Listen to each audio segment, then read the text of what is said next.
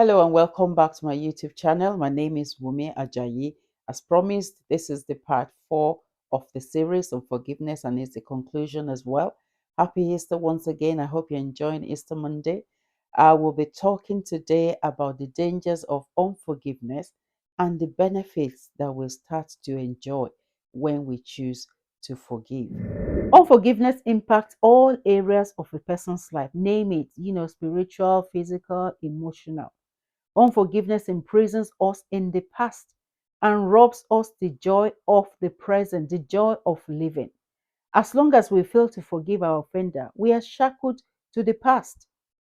Unforgiveness keeps the pain of the offense alive. It doesn't let the wound heal.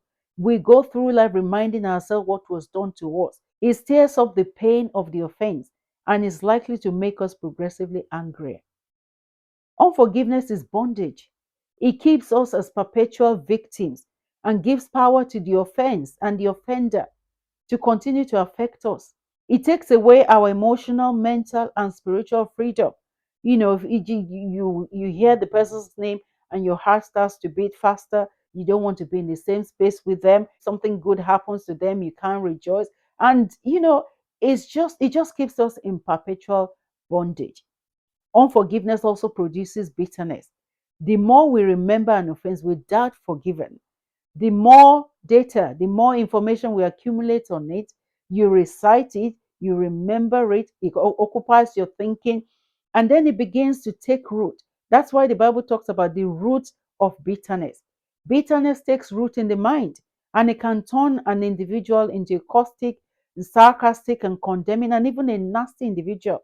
That's how bad unforgiveness is.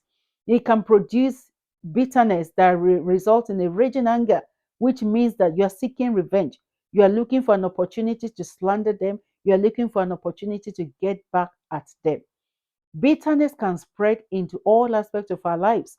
And so you might see a woman who has been offended by her husband and is living in unforgiveness, taking it out on other men that comes our way. That's how bad it can be. So we should not give room to bitterness in our marriage. Unforgiveness also opens the door to the enemy. It's like it gives Satan an open door. It's basically throwing the welcome mat out to the enemy to say, oh, yeah, you can come in. Unresolved bitterness and unforgiving spirit gives place to the devil. Ephesians 4:26 to 27 says, be angry, but do not sin. Do not let the sun go down on your anger, and do not give the devil an opportunity. So when we don't forgive, we're giving the devil an opportunity to come in. And with the devil, if you give him a room, it will take over the whole house. Give him a mile, it will go 10. So we should be very, very careful when we are dealing with unforgiveness. If we also look at 2 Corinthians 2:10 to 11, it says, but one whom you forgive anything, I forgive also. For indeed, what I have forgiven, if I have forgiven anything, I did it for your sakes in the presence of Christ, so that no advantage will be taken of us by Satan, for we are not ignorant of his schemes. So when we give room for unforgiveness, we're giving room for the devil to take advantage of us. We're living in ignorance of his schemes. For example, unforgiveness makes us lose our peace and joy, our marriage bliss, and the enemy is gaining ground. Not to talk of, how bitterness and unforgiveness can affect other areas of our lives, our work, our children, you become irritable with them, our health, and so many other areas of our lives.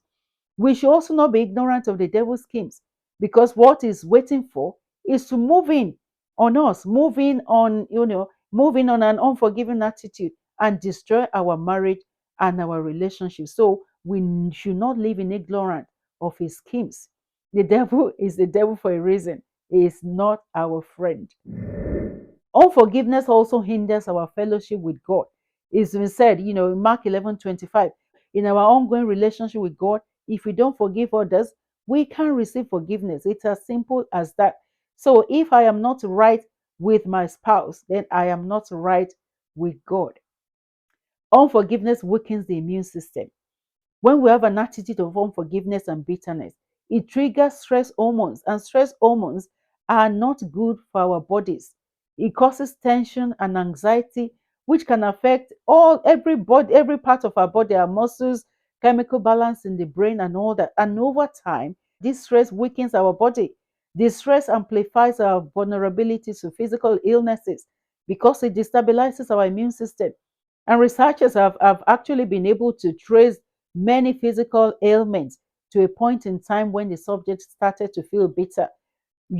Things like ulcer, peptic ulcer, stomach ulcer, hypertension, and so many other ailments. So there is no good in unforgiveness. And of course, depression. Unforgiveness can lead to depression. Sometimes people that struggle with unforgiveness, they might try to cover this up. They try to make themselves happy, go on holiday, go on a shopping spree, and all that. But the truth is, it's hard to be joyful when we're living in unforgiveness.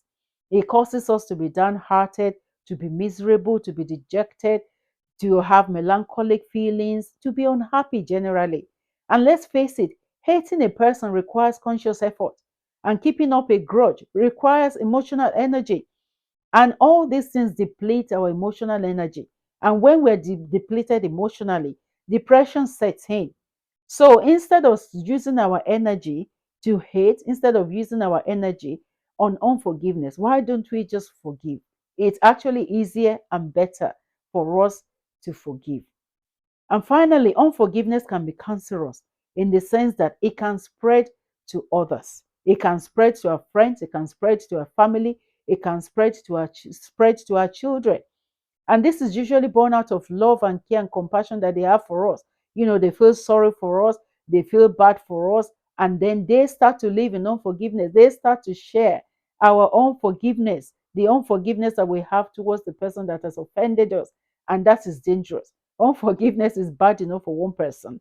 We shouldn't spread it to others. Now, quickly, benefits of forgiveness. We can just flip over, the dangers of unforgiveness. Forgiveness has several powerful benefits. It dispels bitterness, replaces it with love, joy, peace, gentleness, goodness. It improves our mental health. We experience elevated mood when we forgive. We are more optimistic. It reduces anxiety and stress when we let go of grudges and bitterness. It guards us against depression. When we forgive others, it helps us. It guards us against the depleting our emotional energy. We can lead to depression. We enjoy healthier relationships when we forgive. We enjoy a healthier relationship with God. We have peace with God. We have peace with men. It helps to improve our relationship. It promotes understanding. It promotes empathy. It promotes compassion in our relationships. There's also physical benefits to forgiveness. It lowers blood pressure because practicing forgiveness actually has been associated with lowered blood pressure. We have stronger immune system because when we let go of resentment, it strengthens our immune system. Improved heart health. Forgiveness basically is good for the heart, literally, because forgiveness can have a positive impact on our heart health. So, forgiveness is a must in our marriage and other relationships. It's a choice that we have to make to let go of resentment and bitterness that we might have towards our spouse or towards someone that has hurt us so that we can enjoy our lives better, so that we can enjoy, emotional well being, spiritual well being, physical well being. Let's make it a habit. Practice small acts of forgiveness every day. Just let it go, don't let it stick.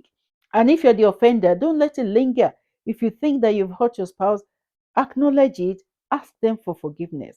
Let's practice forgiveness, love, and compassion in our relationship, and we are bound to enjoy them better. Thank you so much for joining me once again. It's my sincere prayer that if there be anyone listening to me or watching me and you're struggling with unforgiveness or unforgiveness is destroying your relationship, I pray that you receive the grace for healing, the grace to forgive, the grace for reconciliation and restoration, the grace for you to begin to enjoy your marriage, the grace for everything that's been stolen from you, your peace, your joy, your bliss, to be restored back unto you in Jesus' name. Remember, like I always say, marriage is to be enjoyed, not to be endured.